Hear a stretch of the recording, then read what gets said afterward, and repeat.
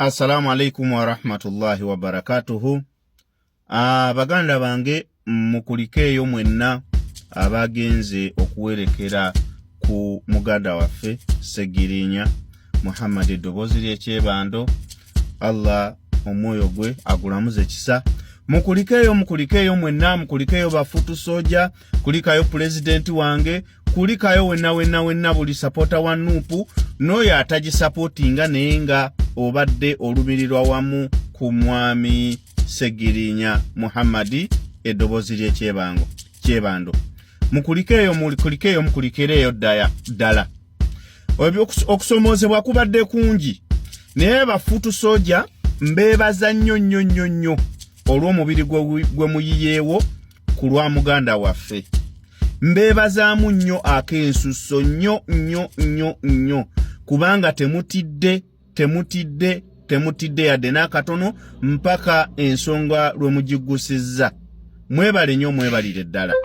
Naye baganda bange, njagala tufumintirizeemukko, tuwanike emikono mu bbanga, tusabe Allah subhanahu wa ta'ala atuteeke akantu mu nsawo n'okutufuula abazadde ab'ensa. Ebintu byonna ebyatambudde byonna teri ataabirabye.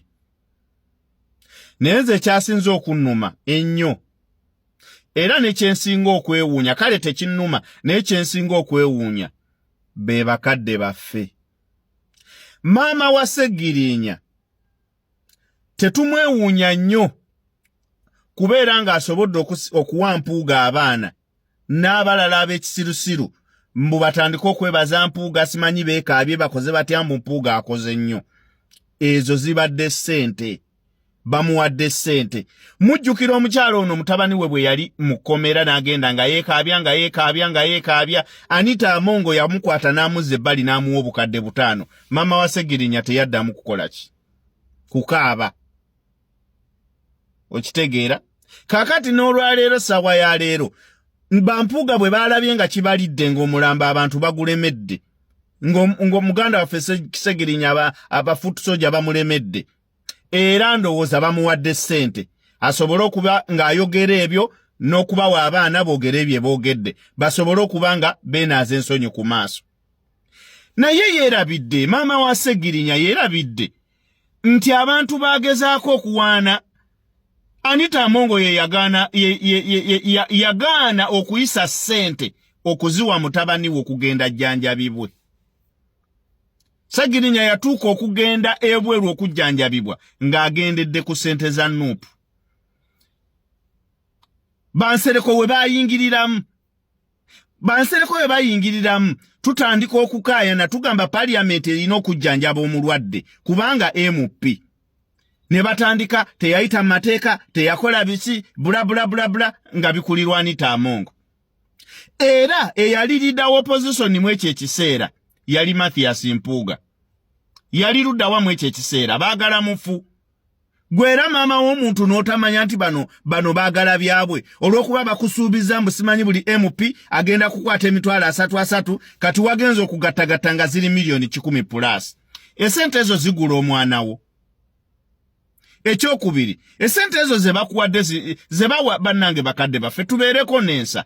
Kwegamba gwe omufuwa omwana wo omulambo gwe otunze olidde. Ekintu ekyo nakirabako ne ku Haji Abudu Nadduli ng'ategeeredde ddala abantu abassa omwana we ng'era abalaba n'okukaaba n'akaaba, ne baleeta amabugo ga miliyoni 10 n'agakwata n'agakuba mu mpale kwa. Kati omuntu ogenda kumulaga ddi nti toli mumativu era okimanyi nti yakujjiddewo omuntu gw'oyagala. Banange tubeeremukko n'ensa. Ekintu kino tujja kuddaawo tuwolereze. Naye kino kya buntu, tubeeremukko n'obuntu. Omuntu obeera otyawo, ofuna otya essanyu. Ddala nga baguze omwana wo, abamusse bennyini nga baze ne bakuwa ssente gwe n'ogirya n'ekukka mu vvi. For sure tubeereko n'ensa. Mathias Mpuuga, obusiru bw'oyolesezza, nze bumaze okundaga nti ddala musajja gw'oli musiru nnyo era toli Muganda.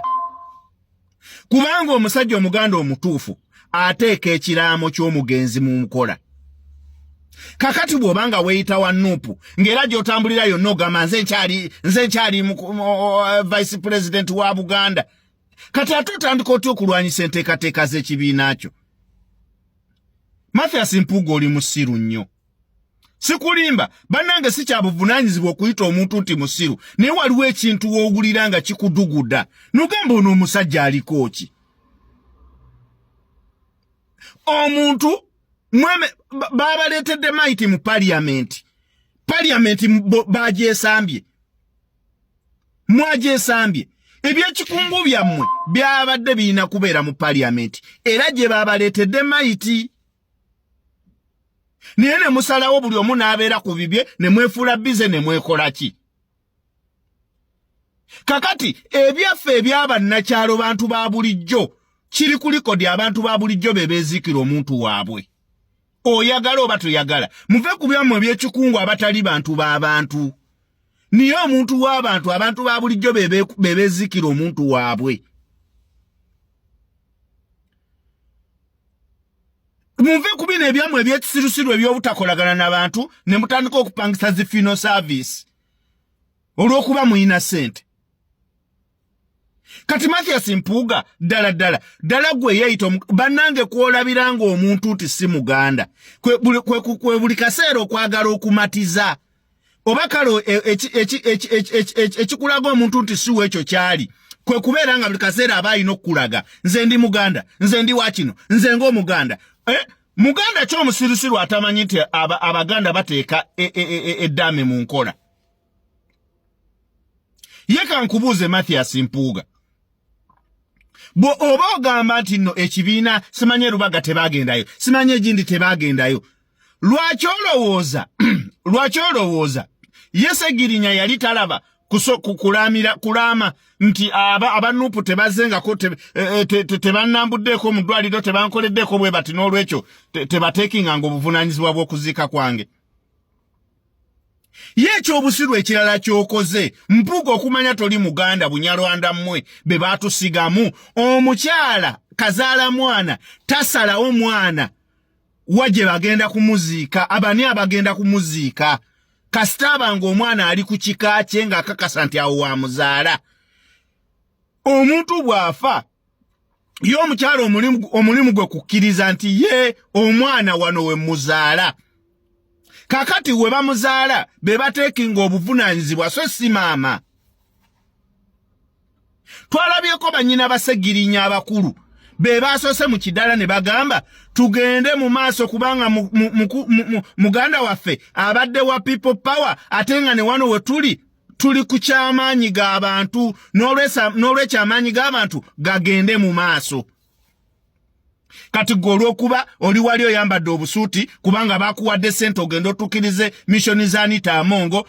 Stupidness of a highest level. Anita Amongo yagaanira ddala y'omu ku baagaana Ssegirinya okugenda mu ddwaliro. Anita Amongo oyo kati saawa eno mwagadde mufu mwena muteeseteese zitenti na biki mufumbye emmere kwe mwagala okuweera abantu obutwa. Ndowooza ekibalumye lwakuba nti abaana mwateeseteese emmere ne mukola missioni zammwe ez'okwagala okugabiramu abantu obutwa nga bwe mwawa Ssegirinya. Kati mwabadde mwagala afe n'ekibinja ky'abafuutu sooja. Era bafuutu sooja mukoze kyamaanyi nnyo okulaba nga temugwa mu katego ka butwa bw'abasajja abo. Kubanga kye kibadde ekigendererwa kyabi. Bwe baba nga tebabadde na kigendererwa kibi omutawaana gubaddewa. Kubanga kuli kubadde kutuukiriza ddaame lya mugenzi. Mathias Mpuuga buli lunaku olweyongera ogenda weeyongera kukunama. Buli lunaku olweyongera ogenda weeyongera kukunama. Wenna teweefiiringa mu bantu tojaamu otunulanga omubibbi otunulanga omubbi bannange. Omuntu yatuleetera ekikweno bannange taatawo yatuzaalira ekiwemmeneku. Sikulimba muzadde yatuzaalira ekingiringiri ku kitundu. Muntu kyatassa kitiibwa muba mukulembera bw'oba ogamba nti okyali wa Nuupu. Nekisajja gwe mwana ogwana kufa bubi ayisayi naawe tumukuliko eyo wamma.